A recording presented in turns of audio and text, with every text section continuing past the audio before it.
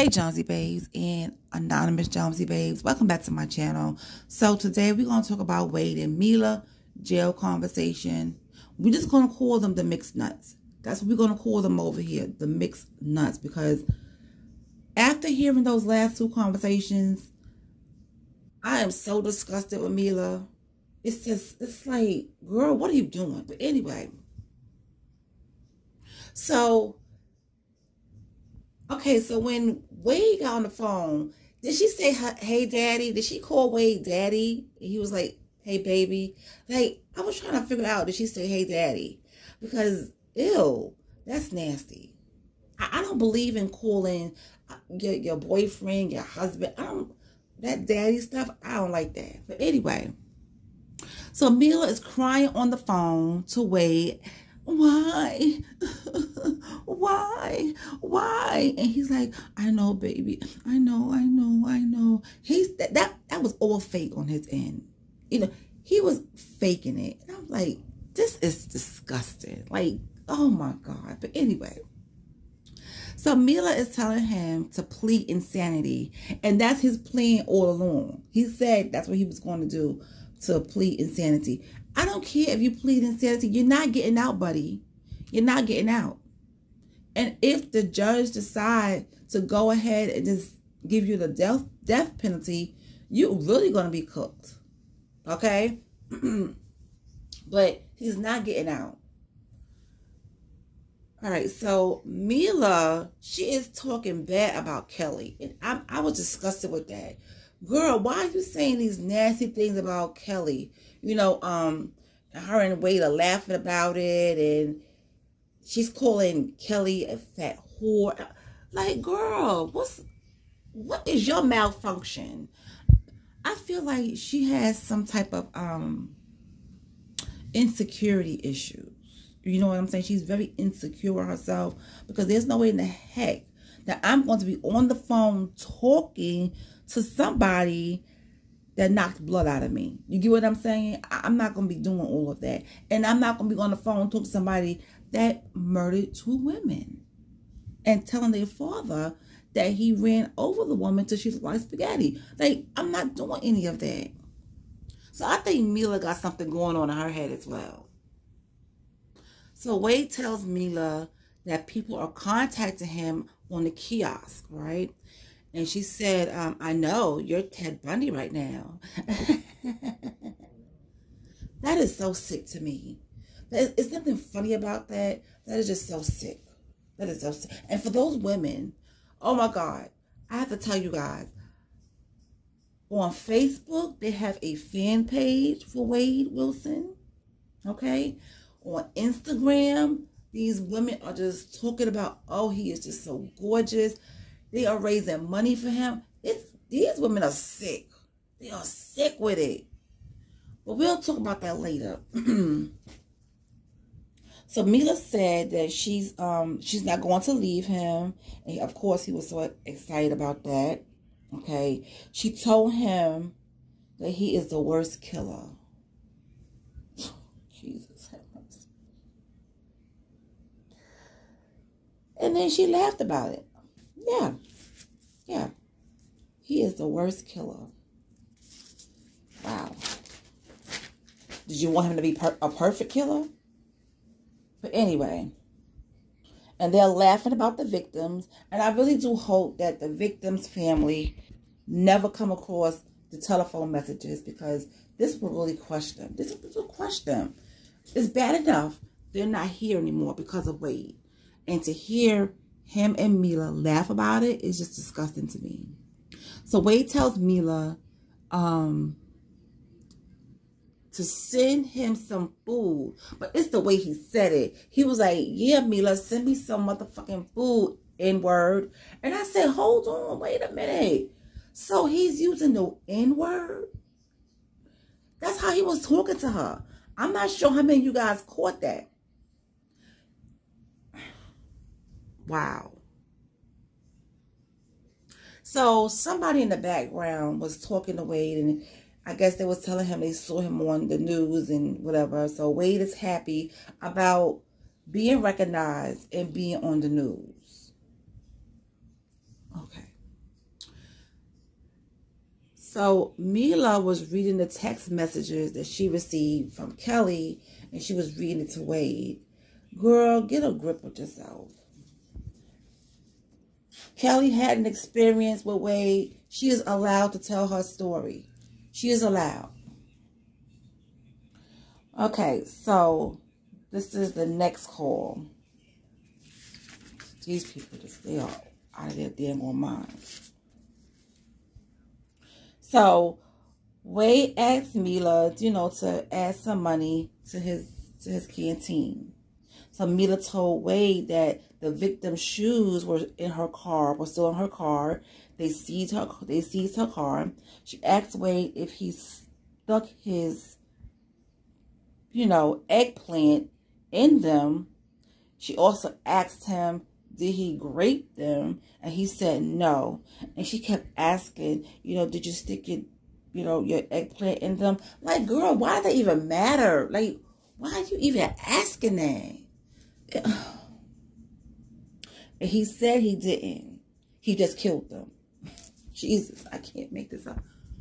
It's like, oh no, I would never grape them. I didn't grape them. I didn't have sex with them, but I did kill them. I just killed them. Like it's like it was nothing. Oh, I just killed them. Wow. I'm so glad this man is off the street. I am so happy he's off the street. So she told Wade that her body is still messed up, right? From when he was beating on her and stuff, and he punched the blood out of her. She said that. She said, you punched the blood out of me. She said that she had 3 brothers and she could take a punch. I don't care if you had 10 brothers. Yes, when you have brothers, they do rough up their little sister, to get them tough. Yes, I went through that with my little brother. My little brother tried to rough me up. Could you imagine that? But anyway, and that's how some girls are tomboys for a lot of years, because they had a lot of brothers. But that doesn't give Wade an excuse to hit you or to beat on you or to punch on you. You're not a punching bag. So by her saying she could take a punch, I wonder what their relationship was like. You know what I'm saying? Before, like, what was going on behind closed doors when they really got into arguments? Was he beating on her and stuff like that? Because they was together for 6 months. They act like they was together for 10 years, which they weren't. But I wonder, how was their relationship before he got locked up? Because if she's saying all this, I can take a punch. And he was like, he told her, yeah, you took that punch like a champion. Like Floyd Mayweather and Muhammad Ali. And they're laughing about it. That's the sick part. They're laughing about this. Good Lord have mercy. So Mila told Wade that he should be holding her and they should be watching Netflix and, Netflix and chill. And she was like, yeah, and, your big, what should be hitting me right now. I was like, oh my God. Okay. Let me tell you something. When the end of the call said you had 1 minute left came up, I was so happy. So Mila said Wade didn't deserve this. What do you mean he didn't deserve this? He did this himself. He didn't have to leave you at the bar. Him and that guy took your car with the girls, went to the guy's house.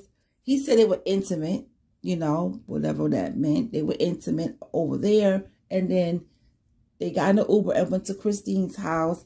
And they was over there. No one told him to strangle her. No one told him that when he took her car and her phone to give Diana a ride and choke her. And then when she didn't die, when she was still breathing, he ran over. He pulled out the car and he ran over her until she lost spaghetti. No one told him to do any of this stuff. No one told him to take drugs. But he did this himself. So you saying that he didn't deserve this is horrible. It's horrible. I was sitting there like, I know she didn't say this. I know she didn't say this. She did. He didn't deserve this. Well, you know what?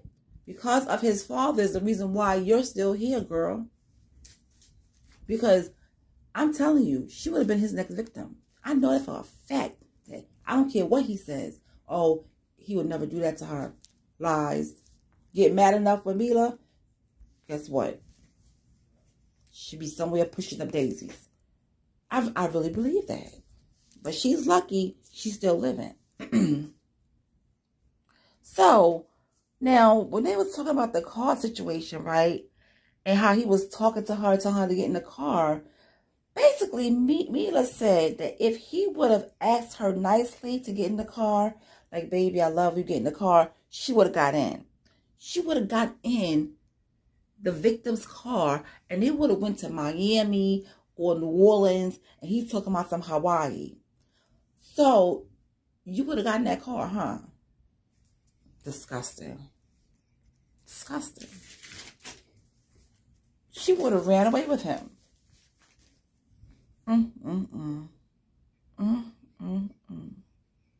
So, you know, when the phone call was ending, she became sad. You know, she was like, "Yo, you're about to leave me." And he was like, "What do you mean?" He said, "I have to give the phone to the other person." Girl, if you don't, if you don't stop, these phone calls are very telling. I'm telling you, these phone calls are very, very telling. Something is wrong with Mila. And if she don't stop, she's going to keep attracting men like Wade. Okay? She's going to keep attracting men like Wade. I'm surprised she didn't go up to the jail and marry him. I'm surprised she didn't do that. It wouldn't surprise me if she did. It wouldn't surprise me if she tried to have his baby. Because look at her, look at the way she act. But yeah, she was all sad because the phone call was over with. Child, this was a hot mess of a phone call. And I know there's more phone calls that are crazy. I know there are. I know there are phone calls that's out there that's crazy. But anyway, that's all I have about these phone calls, honey. If you want to listen to them, because see, over here, I listen to them and I talk about the phone calls. But, you know, if you want to listen to them, go right overhead to Phone Calls from Prison. Because, honey, she be having it going on over there with these phone calls, text messages, whatever. I'm about to listen to some Sonia and Ness, though, to get this crap out of my head. But, it's a shame. It's a shame that I got to listen to 2 other toxic people to get these toxic people out of my head. Insane. But anyway, I'll talk to you guys later. You have a good one.